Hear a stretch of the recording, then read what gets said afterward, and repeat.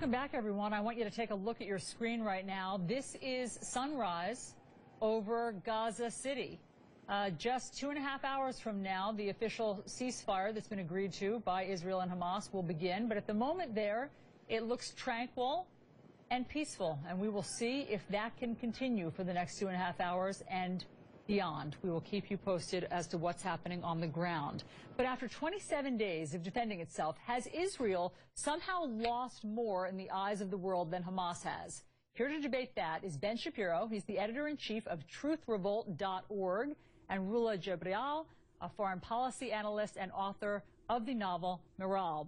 Thanks to both of you for being here. Ben, I want to start with you. Is it your impression that in the court of public opinion that Israel has somehow taken more of a hit during these 27 days than Hamas has? There's no question. I mean, Hamas is a terrorist group, and people going in understood Hamas to be a terrorist group. Israel, thanks to outlets like CNN, has been turned into the villain in this particular scenario, and a moral equivalency has been drawn between the two groups. If Hamas could have come up with any sort of outlet that could have created a will to kill more Jewish babies and Palestinian babies, CNN would have been it. I mean, CNN is a key factor in drawing the same sort of equivalency that Hamas hopes to win from this entire conflict. I just want to stop you right there, because you're saying that because CNN has interviewed Palestinian families and shown Palestinian children who have been wounded or killed, that somehow CNN is saying that Hamas is okay. I don't think that those two are equivalent. We're not allowed to show the civilians caught in the crossfire? Of course you're allowed to show civilians caught in the crossfire. You should also mention all the restrictions that Hamas puts on your reporting inside the Gaza Strip. You should also mention all the context with regard to Hamas putting children in harm's way. You should also routinely mention the fact that Hamas's charter calls for the destruction not only of the state of Israel, but for the murder of Jews across the world, which, of course, CNN does not. That's silly, Ben. We talk about that all the time. We talk about the charter, the Hamas charter that says that they want to obliterate Israel and wipe Israel off the face of the map. You're just not being fair. That's not true. Our reporters on the ground do say that. You mention it occasionally in the midst of vast swaths of imagery about Israel using what you would term excessive force. Rula, what's your impression of what's going on these past 27 days? I think Ben is not in a position to really lecture us about extremism, especially after what he said about President Obama when he called him a Jew hater, when he called him anti-Semitic, and when he called for the expulsion of Arabs in the West Bank and Gaza, and Arab Israelis like myself as a solution.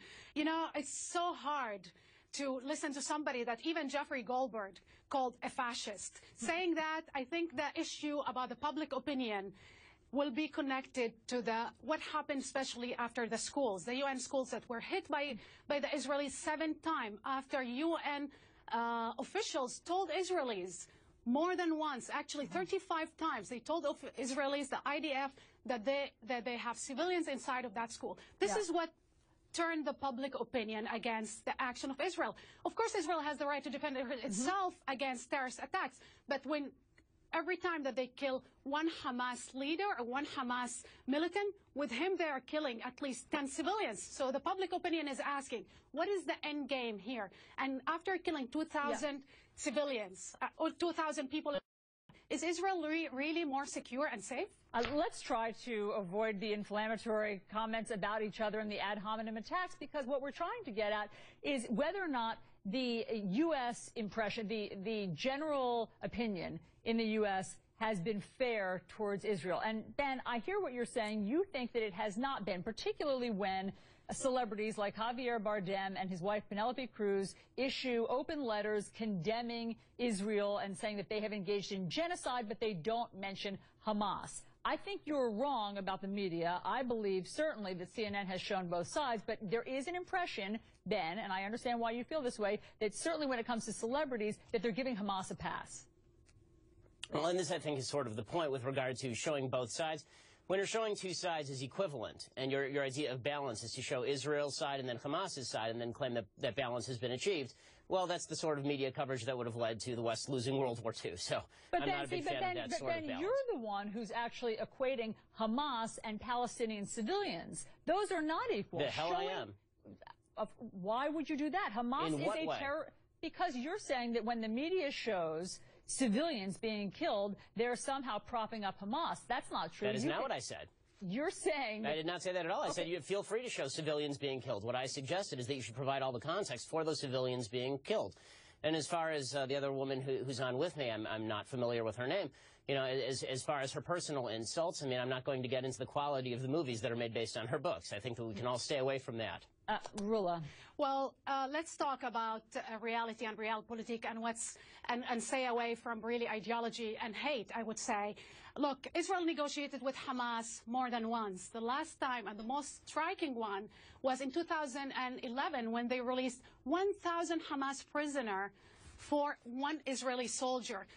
Let the public opinion, especially the Palestinian public opinion, believe if you use violence, we negotiate with you. While the PA, the Palestinian Authority in the West Bank, recognized Israel, renounced violence, and got nothing in exchange. And today the world is asking, what can we do about this issue and move it in a context where we talk about occupation and blockade but Rula, I mean, as solutions? But to your point, Rula, I mean, wouldn't it just help if Hamas decided to stop trying to wipe Israel off the face of the earth? I mean, that's the non-starter. Isn't that it's impossible to negotiate with them, given that?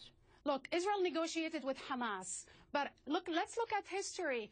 Americans and the British negotiated with IRA when they were considered an extremist terrorist group that would blow up schools, if we remember, and actually they signed a peace deal with them, and they agreed on a peace deal, and they brought peace to Northern Ireland. So this is the way you negotiate with your enemies, not with your friends. And finally, you can put that in context. Why we have cyclical violence? It's because of the occupation and because of the blockade. All right. Obviously, you both have very interesting and differing perspectives. Ben Shapiro, Rula Jabal, thank you for being here. We'll talk to you again. Thank you for having us. Thank you.